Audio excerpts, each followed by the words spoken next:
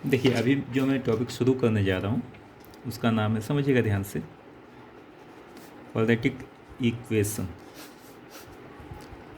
आपने class 10th में पढ़ा होगा, आपको याद होगा A X square plus B x plus C alpha और बीटा रूट होते हैं, alpha plus beta minus B by alpha into beta C by A. तो अभी मैं थोड़ा सा आपको बेसिक बता रहा हूँ, लेकिन एक लाइन ध्यान रखना, आप लोग जितने भी लोग तैयारी कर रहे हैं, यह जो टॉपिक मैं आपको बता रहा हूँ यह आपके क्लास 10th की बुक में तो था, लेकिन 11th में ऐसा कोई चैप्टर मेंशन नहीं है। आपके 11th CBSE में इस नाम से कोई चैप्टर नहीं है, केवल इतना ही है, कॉम्प्लेक्स नंबर में आप थोड़ा सा पढ़ेंगे, तो ज़्यादा कुछ है नहीं। तो इसको थोड़ा ध्यान से समझिएगा, चूँकि बुक वगैरह में है नहीं। आपको मैं क्वेश्चंस दे दूंगा, सॉल्व करते रहिएगा। अब यहाँ देखिए, शुरू करने से पहले सबसे पहली चीज़ जो आती है, होप सो कि आप लोग को आता होगा, फिर भी एक मैं क्विक रिवीजन करवा देता हूँ आप लोग का। सबसे पहले देखो होता है पॉलिनॉमियल।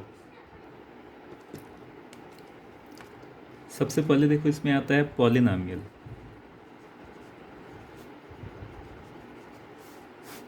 पॉलिनॉमियल होता क्या है, देखो आपने पढ़ा होगा, अगर मैं एक सिंगल वेरिएबल की बात करूं तो मान लो कोई पॉलिनॉमियल इस तरीके से दिया गया है, a0 x power n plus a1 x power n minus one plus so on करके an। एक एग्जांपल दिया गया है पॉलिनॉमियल का। एक और लेता हूँ, ax square plus P X plus C, ये एक पॉलिनॉमियल हो गया। तो देखो बेसिकली पॉलिनॉमियल क्या होता है, यहाँ ध्यान से देखिए, एक सिंगल वेरिएबल x दिख रहा है, जरूरी नहीं x ही हो, x और y दो वेरिएबल भी हो सकता है। यहाँ चूँकि ये सिंगल वेरिएबल है तो इसको हम बोल सकते हैं पॉलिनॉमियल इन वन वेरिएबल, है ना। तो अब देखो पॉलिनॉमियल होता क्या है पहले, क्योंकि मैं बच्चों से पूछता हूँ 11th में 12th में, बच्चे जानते तो हैं कि sir A X square plus B x plus C एक पॉलिनॉमियल होता क्या है नहीं पता होता है। तो पॉलिनॉमियल अगर कोई आपसे पूछे तो केवल इतना आप ध्यान रखो कि अगर कोई वेरिएबल दिख रहा है आपको, वेरिएबल अगर कहीं दिख रहा है तो उस वेरिएबल का पावर जो है वो कभी माइनस में नहीं होना चाहिए, उस वेरिएबल का पावर कभी फ्रैक्शन में नहीं होना चाहिए। जैसे मान लो 5/4 दे दिया गया, अगर किसी वेरिएबल का पावर ये है माइनस में कुछ भी, चाहे ये है फ्रैक्शन में कुछ भी, तो वो आपका पॉलिनॉमियल नहीं होगा। इसके अलावा कुछ भी हो वो हमेशा पॉलिनॉमियल होगा। जैसे मान लो कहीं पे लिखा गया है 5x square minus 7x plus 1, यहाँ देखो वेरिएबल यहाँ पे है, वेरिएबल यहाँ पे, अगर वेरिएबल दिख रहा है तो वेरिएबल का पावर जो है वह नेचुरल नंबर होना चाहिए, ऐसे आप समझ सकते हो। यहाँ पे 2 है, यहाँ पे 1 है, तो ये एक पॉलिनॉमियल हो गया। अगर कहीं पे लिखा गया है -6x पावर 9 प्लस 1, ये एक पॉलिनॉमियल हो गया, क्योंकि यहाँ पे पावर देखो x यहाँ वेरिएबल दिख रहा है, इसका पावर यहाँ नेचुरल नंबर है। लेकिन अगर कहीं पे मान लो दिख गया x³ minus 5x square plus x power -1 plus 7, अब देखिए ध्यान से, यहाँ पे तो पावर आपका नेचुरल नंबर है यहाँ पे है, लेकिन यहाँ -1 आ गया, तो ये पॉलिनॉमियल नहीं होगा, है ना। तो पॉलिनॉमियल में ध्यान रखिएगा, अगर वेरिएबल है तो पावर आपका फ्रैक्शन में नहीं होना चाहिए, पावर आपका माइनस में नहीं होना चाहिए। तो ये हो गया पॉलिनॉमियल। अब अगर आपसे कोई कहे कि पॉलिनॉमियल इक्वेशन क्या होता है, तो पॉलिनॉमियल इक्वेशन अगर कोई आपसे पूछे तो आपको कुछ नहीं करना है कि जो ये पॉलिनॉमियल दिया गया है इसको आप 0 से इक्वेट कर दो। अगर हम यहाँ पे लिख दें A X square plus B x plus C equal to 0, तो ये एक पॉलिनॉमियल इक्वेशन हो गया। अच्छा, यहाँ देखो x का पावर 2 है, तो जब हम क्वाड्रेटिक इक्वेशन की बात करते हैं तो हमेशा हम इसी फॉर्म में पढ़ते हैं, A X square plus B x plus C, मतलब ऐसा कोई इक्वेशन जिसकी डिग्री जो है, मतलब पावर जो है वेरिएबल का मैक्सिमम, वो इतना हो। तो ऐसे हर एक क्वाड्रेटिक इक्वेशन को हम बोलते हैं क्वाड्रेटिक इक्वेशन। तो अभी जो आपको जानना है वो यही जानना है। तो सबसे पहली चीज़ तो पॉलिनॉमियल हो गया। पॉलिनॉमियल इक्वेशन क्या होता है ध्यान रखिएगा, इसी को हम ऐसे बोल सकते हैं कि क्वाड्रेटिक इक्वेशन जो होता है ये पॉलिनॉमियल होता है, जिसमें डिग्री कितनी होती है, 2 होता है। वेरिएबल यहाँ पे कितना है, एक सिंगल वेरिएबल x है। अच्छा, इसके बाद और आगे चलते हैं, आगे कुछ पढ़ा हूँ उससे पहले एक गलती और बच्चे करते हैं, देखो ध्यान से। क्लास 10th में आपने पढ़ा होगा जीरोज़, इसी को हम क्या बोलते हैं, रूट्स। तो ज़ीरो होता है या रूट जो होता है वो अलग होता है, और सॉल्यूशन जो होता है ये अलग होता है। ये दो अलग अलग चीज़ें हैं, ध्यान से समझिएगा। रूट्स में और सॉल्यूशन में डिफरेंस होता है। तो अभी जो मैं दूसरा टॉपिक आपको ले रहा हूँ, ये है difference between roots and solution. अगर कोई इक्वेशन आप सॉल्व कर रहे हो तो ये ध्यान रखना कि उस इक्वेशन में वेरिएबल का जो मैक्सिमम पावर होता है, उस इक्वेशन में वेरिएबल का जो मैक्सिमम पावर होता है उसके नंबर ऑफ ज़ीरोज़ उतने ही होंगे। जैसे मान लो कहीं पे लिखा गया है x³ - 1 = 0, तो यहाँ पे देखिए x³ है, x का पावर यहाँ पे कितना है 3 है। इसका मतलब यह है कि इसको अगर हम सॉल्व करेंगे तो x की यहाँ से 3 वैल्यूज़ आएंगी ही आएंगी। तो किसी भी वेरिएबल का जो मैक्सिमम पावर होता है उस इक्वेशन के जो रूल्स होते हैं वह उतने ही होंगे जो इसका मैक्सिमम पावर होगा। अगर कहीं पे लिखा गया है x⁻7 + x² - 5x + 1, मान लो ये दिया गया है, इसको अगर आप सॉल्व करेंगे तो यहाँ देखो x का मैक्सिमम पावर कितना दिख रहा है 7 दिख रहा है। तो इसका मतलब ये है कि यहाँ से x की जो वैल्यूज़ आएंगी वो 7 आएंगी। कौन कौन सी आएंगी पता नहीं, लेकिन ये कंफर्म है कि x की जो वैल्यूज़ आएंगी वो 7 आएंगी। तो वेरिएबल का जो मैक्सिमम पावर होता है उस वेरिएबल के उतने ही रूल्स होते हैं। अब उस वेरिएबल की अगर मैं सॉल्यूशन की बात करूँ तो सॉल्यूशन ध्यान रखिएगा, सॉल्यूशन का मतलब ये हुआ कि इसको सॉल्व करके x की हम वैल्यू निकाल लें। तो x की वैल्यू निकाल लें तो x की वैल्यू जो होगी वह देखो क्या होता है। एक एग्जाम्पल लेते हैं, जैसे मान लीजिए कहीं पे लिखा गया है x² - 2x + 1 = 0। आपसे कहा जाता है कि find the rules of this equation. इस इक्वेशन के आप रूल्स बताओ या इस इक्वेशन के आप जीरोस बताओ। तो यहाँ देखिए x² है, इसका मतलब ये है कि x की यहाँ से 2 वैल्यूज़ आएंगे ही आएंगे। अच्छा सॉल्व करते हैं, इसको हम देखिए लिख सकते हैं x² - x + 1 = 0। यहाँ से x कॉमन लेते हैं, यहाँ से -1 कॉमन लेते हैं, ये हो गया x - 1 = 0। इसको आप देख सकते थे, ये था x - 1 का होल स्क्वायर। अच्छा इसको अगर हम 0 करेंगे तो x की वैल्यू 1 आ गई, यहाँ से अगर हम 0 करेंगे तो यहाँ से फिर से x की वैल्यू 1 आ गई। तो अगर हम इसके ज़ीरोज़ की बात करेंगे, हेंस ज़ीरोज़ या इसी को हम बोलते हैं रूल्स, तो ये क्या होंगे 1 नहीं होंगे, 1 and 1 दो होंगे, दोनों सेम होगा 1 और 1। इसको आप इस तरीके से लिखेंगे। लेकिन अगर आपसे कहा जाए कि find the solution of this equation, अगर इसका सॉल्यूशन बताइए तो इसका सॉल्यूशन क्या होगा x = 1, क्योंकि x = 1 रखने पे ये वैल्यू और ये वैल्यू सेम हो रही है, तो x = 1 इसका सॉल्यूशन होगा। और इसके रूल्स की अगर हम बात करेंगे तो 1 और 1 ये 2 होगा, दोनों सेम हो जाएगा। तो बेसिकली दोनों में डिफरेंस होता है।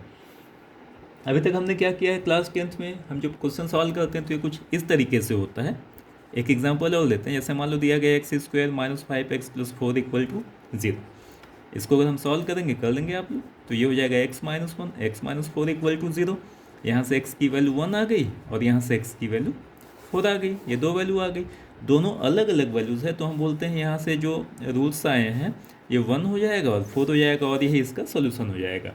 तो वैल्यू अगर अलग अलग आ रहा है, रियल आ रहा है, तो उस केस में तो हम बोलते हैं कि रूल्स और सॉल्यूशन एक ही चीज़ है। लेकिन ऐसे केसेस में ये ध्यान रखिएगा कि दोनों अलग अलग होता है। बहुत मतलब नहीं है, लेकिन हाँ ये आपको पता होना चाहिए कि क्या होता है।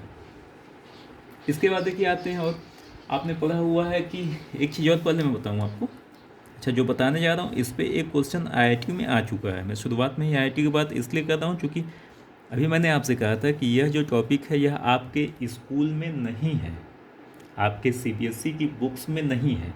तो बड़ा बेसिक क्वेश्चंस होते हैं और काफ़ी आसान ये चैप्टर भी होता है, हालांकि इतना आसान भी नहीं होता है, बट हाँ क्लास 10th बेसिस पे भी मैं चल रहा हूँ। देखिए एक चीज़ ध्यान से समझिएगा, अभी मैं जो आपको बताने जा रहा हूँ इस पर क्वेश्चन आ चुका है। इक्वेशन और आइडेंटिटी, ये दो चीज़ें हैं, दोनों में डिफरेंस क्या है, होता क्या है दोनों। देखिए अगर मैं इक्वेशन की बात करता हूँ सिंपल लिख देता हूँ x² + bx + c = 0, ये एक इक्वेशन हो गया है ना। अगर मैं आइडेंटिटी की बात करूँ तो जैसे मान लो मैंने लिख दिया x + 1 का होल स्क्वायर। अब x + 1 का होल स्क्वायर क्या होता है, x² + 2x + 1। अब ध्यान से समझिएगा, यहाँ पे x की वैल्यू हम कुछ भी रखें आपके ऊपर है। x की वैल्यू आप कुछ भी रखो, रखने के बाद ये वैल्यू हमेशा इस वैल्यू के इक्वल आएगा। यहाँ पे ऐसा नहीं है, यहाँ पे आप नहीं कर सकते हो कि x की वैल्यू हम यहाँ कुछ भी रखें, ax² + bx + c जो है वो 0 के इक्वल आएगा। आ भी सकता है, नहीं भी आ सकता है। जो मैं बोल रहा हूँ समझ में आ रहा है। एक एग्जाम्पल फिर से लेते हैं, मान लो कहीं पे लिखा गया है x² + x + 1 = 0, या इसके पहले जो क्वेश्चन था ये वाला, इसी को लेते हैं। अब ये क्वेश्चन आपने सॉल्व किया, x² - 5x + 4 = 0। देखिए उसको जब आपने सॉल्व किया था तो x की वैल्यू 1 आई और 4 आई। इसका मतलब ये हुआ कि यहाँ पे अगर हम x की वैल्यू 1 रखेंगे या x की वैल्यू अगर हम 4 रखेंगे तो रखने के बाद ये वैल्यू इसके इक्वल आ जाएगा, 0 आ जाएगा। आप रख के देख लो, 1 रखेंगे तो 1 + 4 5 -5 0 हो गया। ऐसे आप 4 रखेंगे तो 4 का स्क्वायर 16 + 4 20 -20 0 आ गया। तो x की वैल्यू अगर आप 1 रखोगे तो भी ये 0 आएगा, अगर आप 4 रखोगे तो भी ये 0 आएगा। लेकिन इन दोनों के अलावा अगर आप कोई और वैल्यू यहाँ पे रखो तो ये 0 कभी नहीं आएगा। क्यों? क्योंकि यहाँ पे अभी आपने देखा कि एक्स स्क्वायर है तो एक्स की यहाँ से 2 वैल्यू आएगी। तो 2 वैल्यू जब आएगी तो इसका मतलब यह है कि वह दोनों वैल्यू आप यहाँ पे रखेंगे तो रखने के बाद ये और ये सेम होगा, है ना। तो 2 वैल्यू आपने यहाँ पे 1 और 4 रख दिया। अगर मैं आपसे कहूँ कि x की वैल्यू आप यहाँ 5 रखो तो 5 रखने के बाद ये 0 आ ही नहीं सकता, क्योंकि एक्स स्क्वायर था, x की 2 वैल्यू आनी चाहिए थे, दोनों वैल्यू आपने यहाँ पे लिख दिया है। अब देखो यहाँ पे अगर हम 5 रखेंगे तो 5 का स्क्वायर 25 -5 × 5 25, तो ये 25 - 25 हो गया, ये 4 हो गया, तो ये 4 = 0 आ गया, जो कि नहीं हो सकता है। तो इक्वेशन बेसिकली क्या होता है, अगर कोई x² + bx + c = 0 के फॉर्म का आपने इक्वेशन लिखा है, तो यहाँ चूंकि ax² है, x² है, तो यहाँ से x की 2 ही ऐसी वैल्यू मिलेंगी जिसको कि आप यहाँ पे रखेंगे तो रखने के बाद ये पूरी वैल्यू इसके इक्वल आएगी। केवल 2 वैल्यू आएगी, 2 के बाद तीसरी वैल्यू नहीं आ सकती, क्योंकि यहाँ पे x² है। अगर x³ होता तो यहाँ से 3 वैल्यू आती, जो मैक्सिमम पावर होगा उतनी ही वैल्यू आएगी। लेकिन जब हम बात करते हैं आइडेंटिटी की, तो यहाँ पे x की कुछ भी वैल्यू रखो, कुछ भी वैल्यू रखो, रखने के बाद ये और ये हमेशा आपस में इक्वल होंगे। यहाँ पे आप ये नहीं कर सकते हो कि सर यहाँ पे 2 ही वैल्यू रखनी होंगी, इन्फाइनाइट मेनी वैल्यूज़ है। आप यहाँ 0 रखो तो 0 रखोगे तो यहाँ देखो 1 आया, 1 का स्क्वायर 1, यहाँ 0 आएगा, यहाँ 1 आ जाएगा। -1 रखोगे, 5 रखोगे, 7 9 कुछ भी आप रखो, ये हमेशा इसके इक्वल होगा।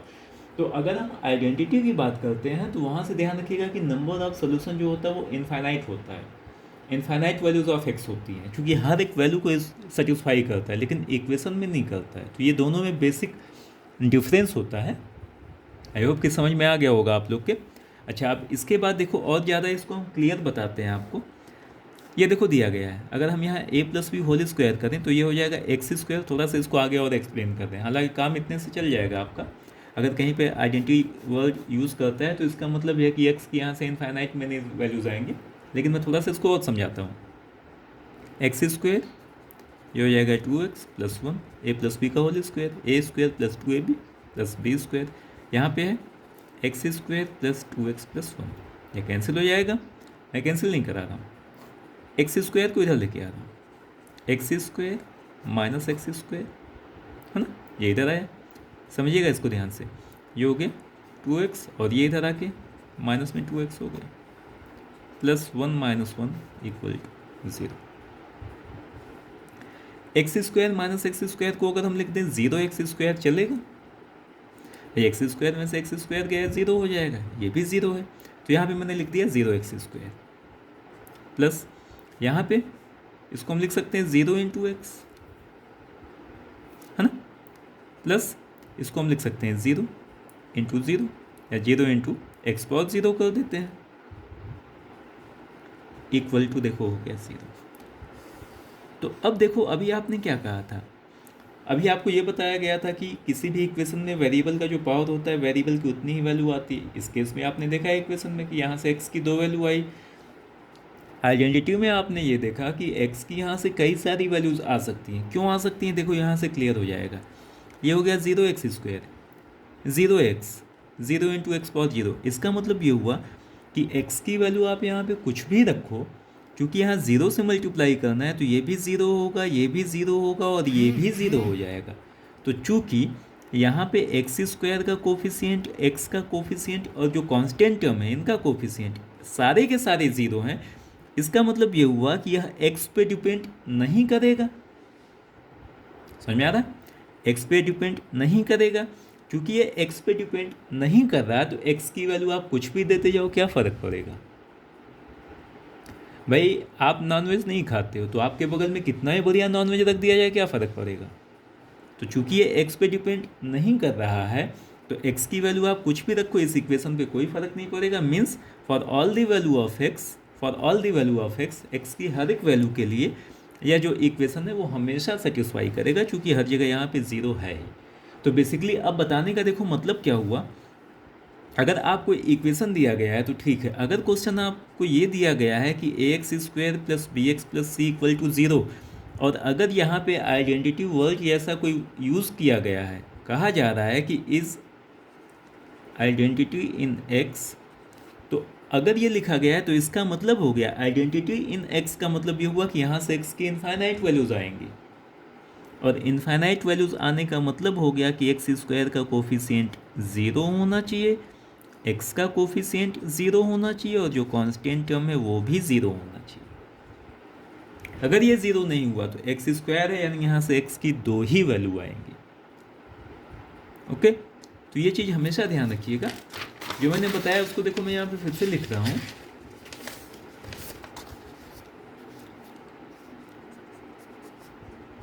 If x square plus B x plus C equal to zero, और ये कह रहा है कि ये अगर आइडेंटिटी है इन एक्स में, then coefficient of X square equal to zero, यानी क्या, A equal to zero, coefficient of X equal to zero यानी बी इक्वल टू ज़ीरो, और coefficient of X power zero, इसको लिख सकते हैं एक्स पावर ज़ीरो, ये ज़ीरो होना चाहिए, यानी सी की वैल्यू ज़ीरो होनी चाहिए। और ध्यान रखिएगा ये तीनों ज़ीरो होने चाहिए, ऐसा नहीं है कि कोई दो ज़ीरो हो जाए या कोई एक ज़ीरो हो जाए तो काम हो जाएगा, ये तीनों ज़ीरो होने ही चाहिए, ये तीनों ज़ीरो होने चाहिए, ध्यान रखिएगा। जैसे मान लीजिए मैं एक क्वेश्चन आपको कराऊं, हालांकि बिगनिंग में ऐसे क्वेश्चंस नहीं कराए जाते हैं, लेकिन मुझे पता है कि आप लोग अच्छे बच्चे हैं, काफ़ी अच्छे बच्चे हैं, तो आई होप कि आप लोग ये सॉल्व कर लोगे। क्वेश्चन देखो ये है, वैल्यू ऑफ ए की वैल्यू बतानी है,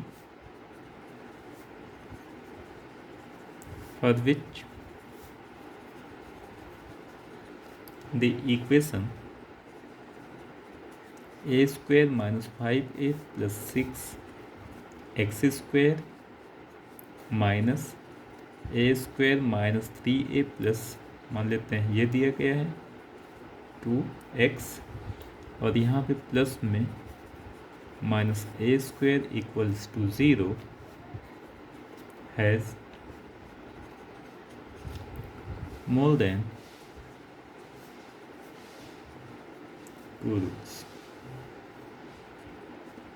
इस ए की वैल्यू बतानी है for which the equation has more than two roots, दो से ज़्यादा रूट हो। तो अब देखिए यहाँ पे क्या करेंगे, दो से ज़्यादा रूट हैं, तो दो से ज़्यादा रूट, पहले तो ये देखो कि हो सकता है कभी ऐसा, यहाँ पे एक्स स्क्वायर दिया गया है, एक्स स्क्वायर दिया गया है, इसका मतलब ये कंफर्म है कि एक्स की दो ही वैल्यू आएगी, दो से ज़्यादा आ ही नहीं सकता है ना। एक्स की यहाँ से दो ही वैल्यू आएगी, दो से ज़्यादा आ ही नहीं सकता। अगर यही क्वेश्चन ऐसे होता, यह जो यहाँ पे दिया गया, मान लेते हैं यहाँ पे 5 होता है, ऐसे कुछ करके 5x स्क्वायर, मान लेते हैं यहाँ 6x plus 7 equal to zero. Question अगर ये होता और कहा जाता है कि यहाँ से x की दो से ज़्यादा वैल्यू आ रही है, तो ये कभी पॉसिबल ही नहीं था, हो ही नहीं सकता था, क्योंकि एक्स स्क्वायर है तो एक्स स्क्वायर सॉल्व करेंगे, x की दो ही वैल्यू आएगी।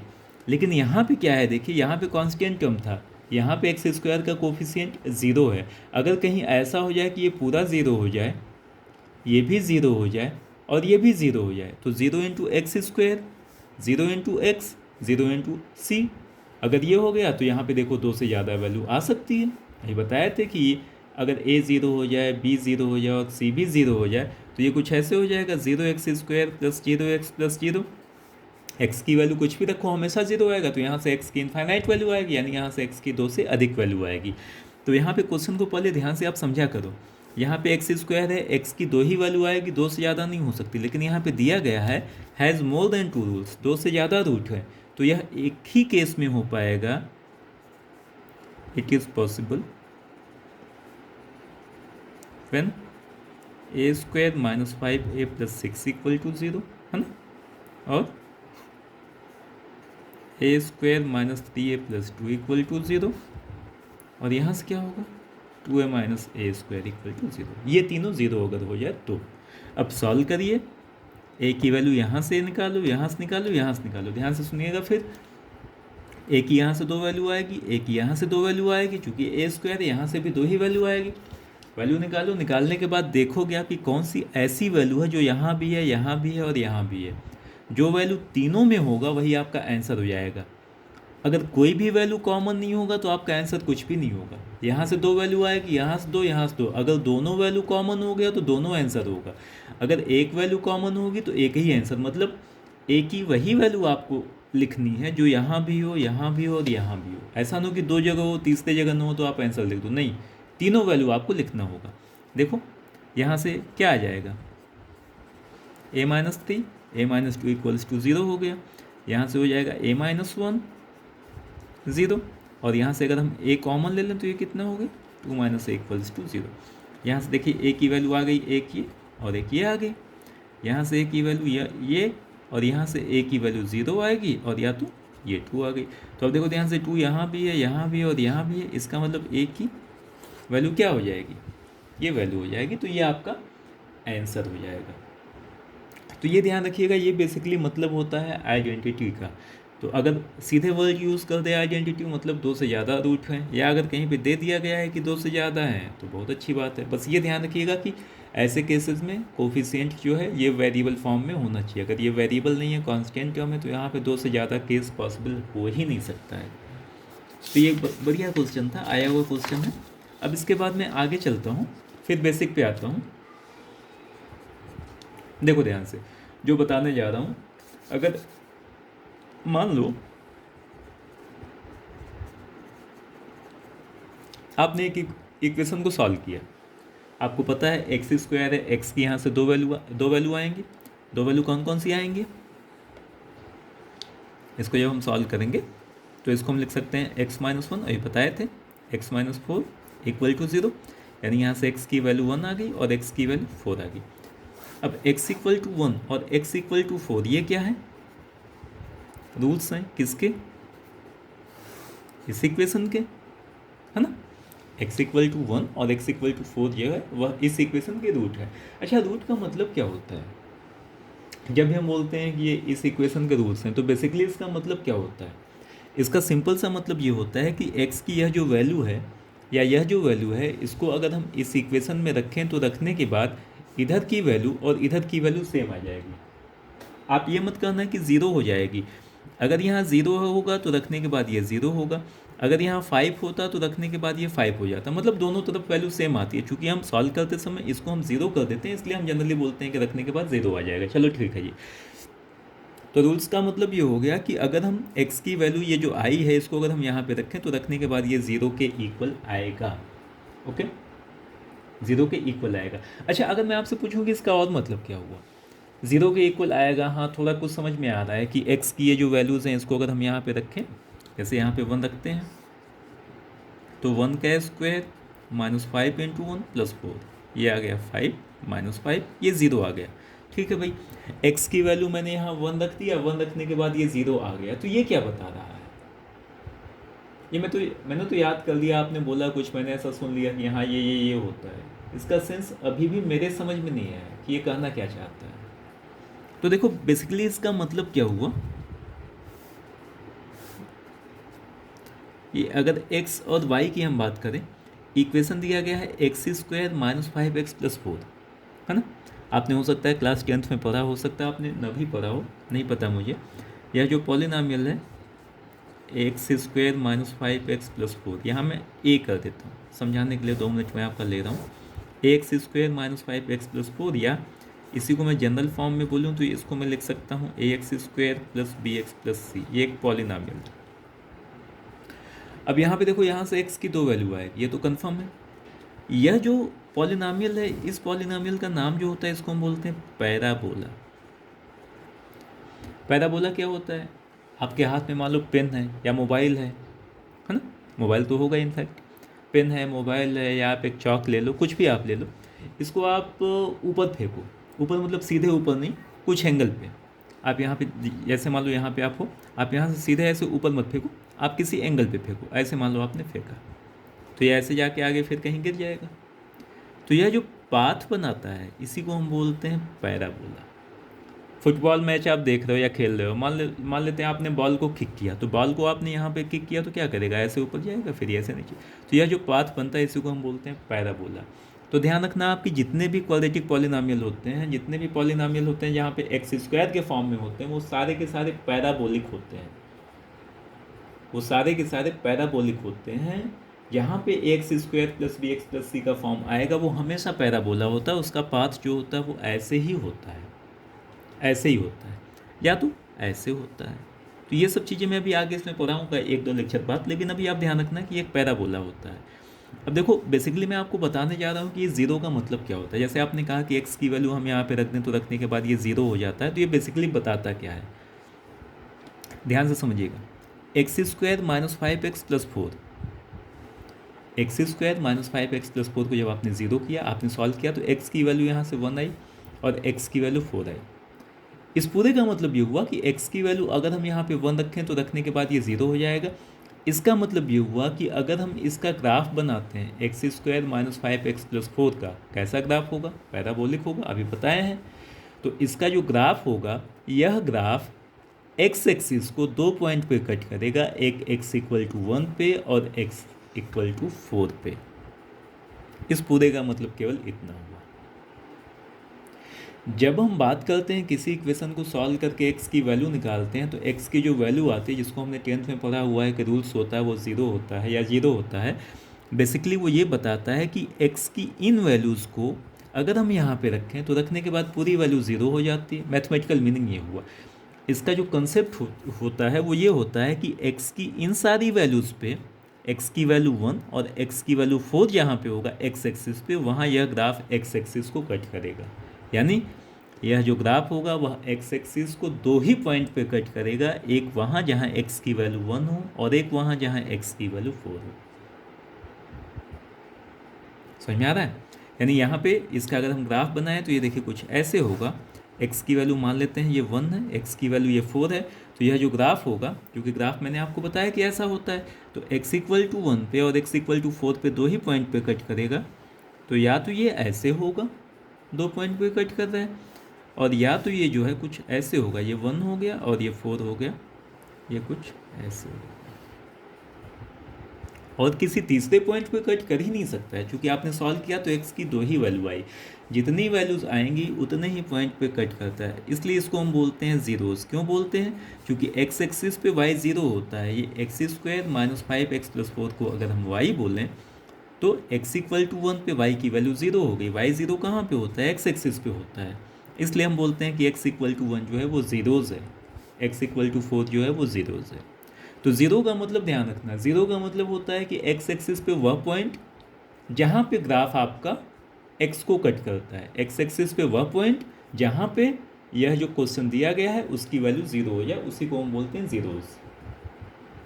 ठीक है, अब ये हो गया और ये हो गया। अब इन दोनों में से कौन होगा ये भी देखो ध्यान से, आगे ये भी बताएंगे, बट अभी सुन लो आप। यहाँ पे एक्स स्क्वायर का कोफिशिएंट क्या है? 1 है। 1 है मतलब प्लस में है, तो अगर एक्स स्क्वायर का कोफिशिएंट, यहाँ देखो जैसे ए लिखे एक्स स्क्वायर का कोफिशिएंट, ये प्लस भी हो सकता है और माइनस भी हो सकता है। तो अगर एक्स स्क्वायर का कोफिशिएंट प्लस में होगा तो ग्राफ आपका ये होगा, ये बना।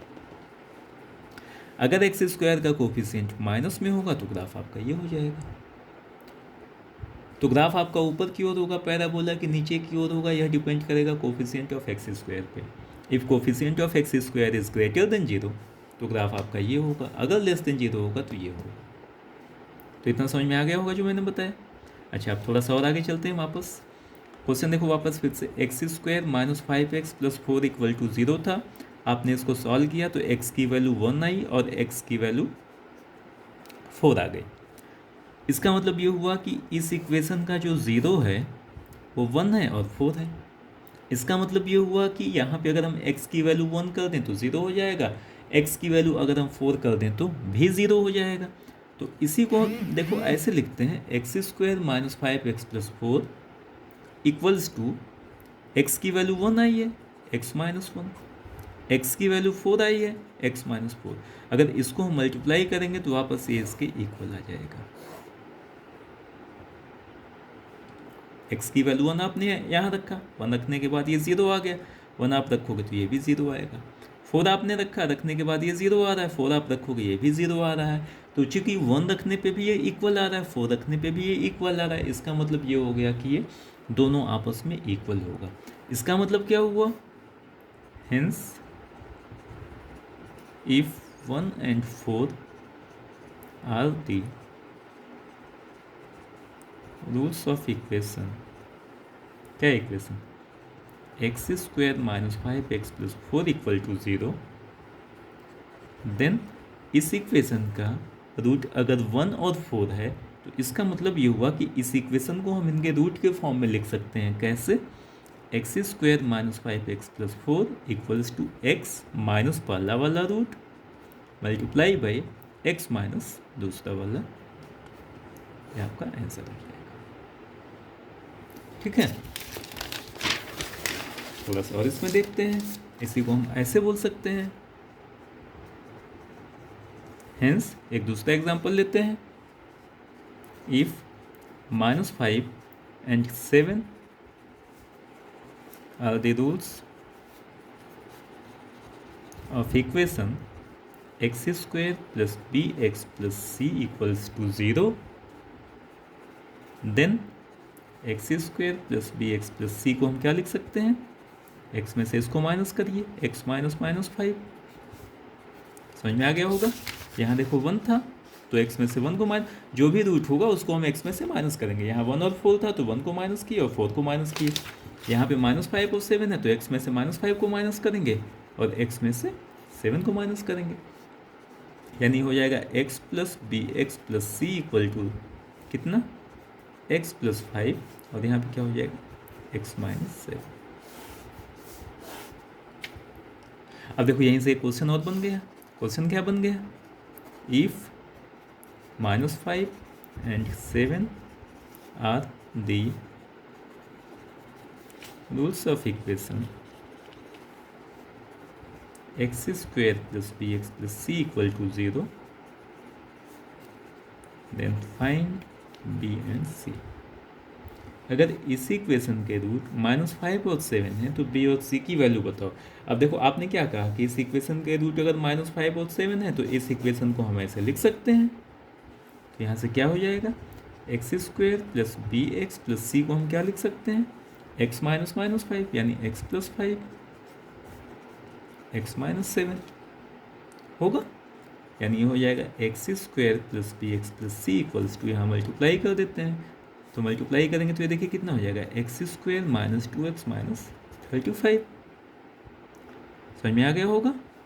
तो कंपेयर कर देते हैं एक्स स्क्वायर, यहाँ एक्स का कोफिशिएंट -2 है, यहाँ एक्स का कोफिशिएंट b है, साइन के साथ लिखेंगे तो प्लस b की वैल्यू आ गई -2 यानी b की वैल्यू हो गई -2 और यहाँ कांस्टेंट टर्म कितना है? c है तो c की वैल्यू हो गई -35। ये आंसर आ जाएगा। तो ये देखिए रूल्स का बेसिकली मतलब हो गया। अब अगर इसमें मैं थोड़ा सा और आगे चलूँ तो अब देखो इसमें क्या होगा, समझिएगा ध्यान से। एक लाइन और यहाँ मैं लिखता हूँ। Hence, if alpha and beta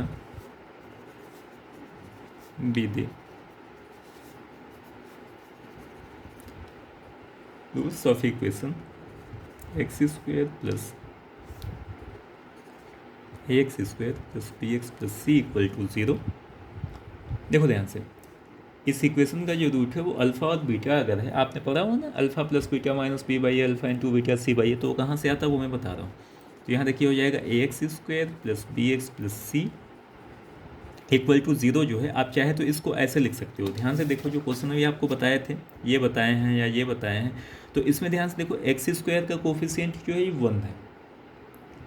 x square का कोफिशिएंट 1 है, तो या तो आप यहाँ पे एक्स स्क्वायर का कोफिशिएंट 1 कर दो। 1 करने का मतलब ए से आप डिवाइड कर दो। दो तरीका बता रहे हैं, या तो आप ए से यहाँ पे डिवाइड कर दो। जब ए से आप डिवाइड करोगे तो ये कितना हो जाएगा? अपॉन में ए, 0 अपॉन में ए, ये कितना हो गया? एक्स स्क्वायर, ए से ए कैंसिल हो गया, यहाँ पे बी बाई ए हो जाएगा और यहाँ पे हो गया सी बाई ए इक्वल टू 0। लिख सकते हैं। अब आपने कहा कि अल्फा और बीटा इस इक्वेशन का रूट है, इसका मतलब यह है कि अल्फा और बीटा इस इक्वेशन का रूट है। तो इस इक्वेशन का रूट अगर अल्फा और बीटा है तो ये कितना हो जाएगा? X square plus b by a x plus c by a equals to, alpha और बीटा रूट है तो एक्स में से माइनस करेंगे, x minus alpha into x minus beta. जैसे यहाँ पे आपने माइनस किया था। अब ये कितना हो जाएगा, x square plus b by a x plus c by a equals to ये हो जाएगा x square minus alpha plus beta x plus alpha into beta. समझ में आ गया होगा ये भी। इक्वेट कर देते हैं, यहाँ पे x का कोफिशिएंट है बी बाई ए, यहाँ पे x का कोफिशिएंट है माइनस अल्फ़ा प्लस बीटा, तो यहाँ से आ गया minus alpha plus beta equals to B by A, यानी माइनस को वहाँ भेज दें तो ये हो जाएगा alpha plus beta equals to minus B by a. Constant term यहाँ पे कितना है, अल्फ़ा बीटा, तो यहाँ से अल्फ़ा इंटू बीटा कितना है, सी अपॉन ए। तो ये आपने पढ़ा हुआ है। क्या आपने पढ़ा हुआ है, sum of roots equals to minus B by A, यानी minus coefficient of X. B क्या है, एक्स का कोफिशिएंट है, और ए क्या है यहाँ पे, एक्स स्क्वायर का कोफिशिएंट है, तो minus coefficient of x upon coefficient of X square. एक तो ये हो गया, और एक और क्या हो जाएगा,